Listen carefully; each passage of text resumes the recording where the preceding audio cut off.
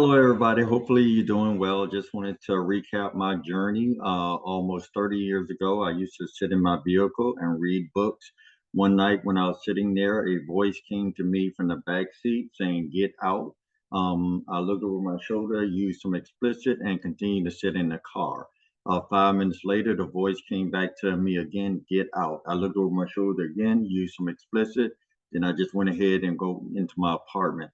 5 to 10 minutes later, a drunk driver from a local tavern came through, hit the back of the vehicle, put it in the trunk, pushed it into a great oak tree in Savannah, Georgia.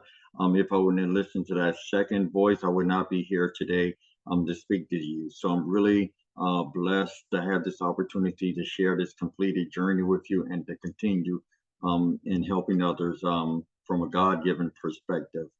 Let me go ahead and share my screen just to do a recap of where I'm at in general. So in 2005, I bought my first property at $105,000. I had a roommate, and that roommate was paying me $400 a month.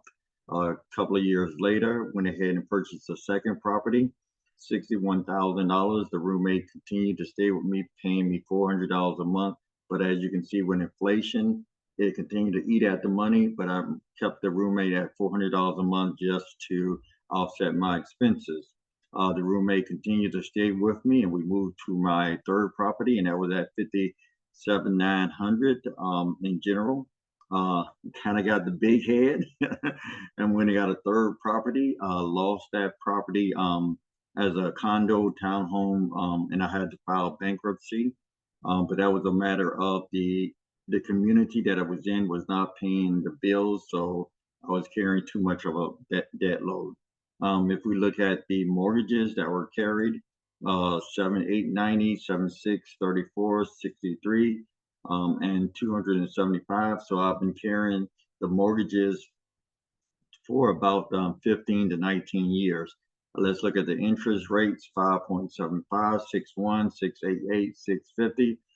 So when I hear individuals that are saying, "Oh, the interest rates are high," for at least the last 20 years, I've been carrying interest rates at or close to 7%. If I could get another loan right now at 6%, I would definitely go for it without a problem because I can see the benefits of it down the line. But I've also turned this into a business. So I'm writing it off for my taxes, my expenses, lowering my taxable income. So I'm not just looking at it as a home. I'm looking at it as another way of leveraging debt in general. So the 6, 7, 8, 9% wouldn't matter to me as much as now that I have a different understanding of velocity banking, it could have went differently very quickly.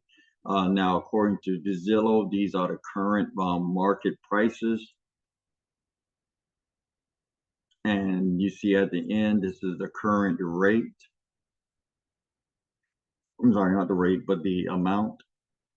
Now, because of velocity banking, I was able to more recently pay off the mortgages using smart goals, smart objectives, and having an eye and a plan of what I was going to do with the money. So in 4/9/24, I paid off one mortgage. Then this year in, sorry, let me plug up the battery just a moment. Sorry about that.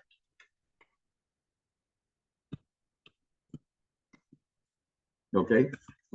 So this year through velocity banking, HELOCs, I could have if I obtained a HELOC doing velocity banking, I was able to pay off the second mortgage and the third mortgage, so I could be debt free 100%. However, all I'm doing is just consolidating those loans into a HELOC, and now I'm doing velocity banking where I put all of my income into a HELOC, and then I use a credit card. I've been using multiple credit cards, but now I'm trying to get it down to one. I paid off some debt, and then at the end of the month, I take one payment from the HELOC and pay off the credit card and get the rewards points.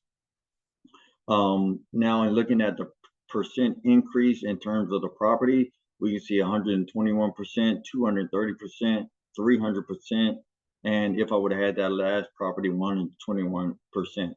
So in summary, one of the things that I'm saying that if you're able to get assets and those assets are able to appreciate, you may be able to leverage them for other items.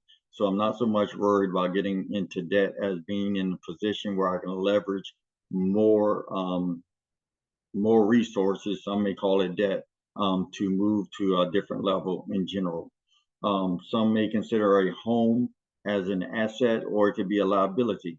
For me, the homes are still a liability because if at the end of the day I don't pay those property taxes to my local government, they can need to come get it. No matter if it's 200,000, 300,000, they're going to sell it off for the cost and getting their taxes and just move on to the next.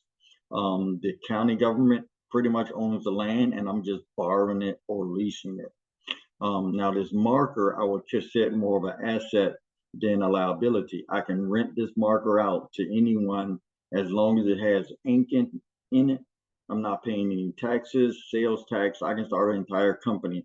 Then I would be paying taxes and liability. But in general, if it's just between me and you, it's more of an asset than a liability because I can rent it out to you for say $1 a day. You pay me that $1 a day, that's 150% net profit versus the properties or all these that I have to pay taxes at the end of the year. And I don't mind. It's giving me an opportunity to travel to different places, write a portion of it as travel and write a portion of it as personal. I grew up in public housing. I did not have anyone to teach me financial literacy, so I really have taught myself. There's been aspects of grandmother, aunt, uncle, or whoever would say, hey, you need to have a savings account, a checking account. That was the extent of my financial literacy, but I had to educate myself in general. And velocity banking has just been another way of leveraging a debt to accumulate assets potentially and provide some wealth for the next generation. So just wanted to come in and recap and say where I'm at now, day 400, and I think this was day 400, and I think it was 76, 86, I think. But all of this has been me increasing my my financial literacy and helping others and just seeing it as very blessed. And God has allowed me to live from that time, and He spoke to me and got me out of the vehicle. So I'm just here to help using some data as much as I can without using hypothetical. You may look at this as entertainment purposes, financial purposes, but these are some of the data that I'm using and trying to help others understand velocity banking as one principle. All right, so have a great day and see you either later on as another part or see you tomorrow. Bye-bye. Have a great day.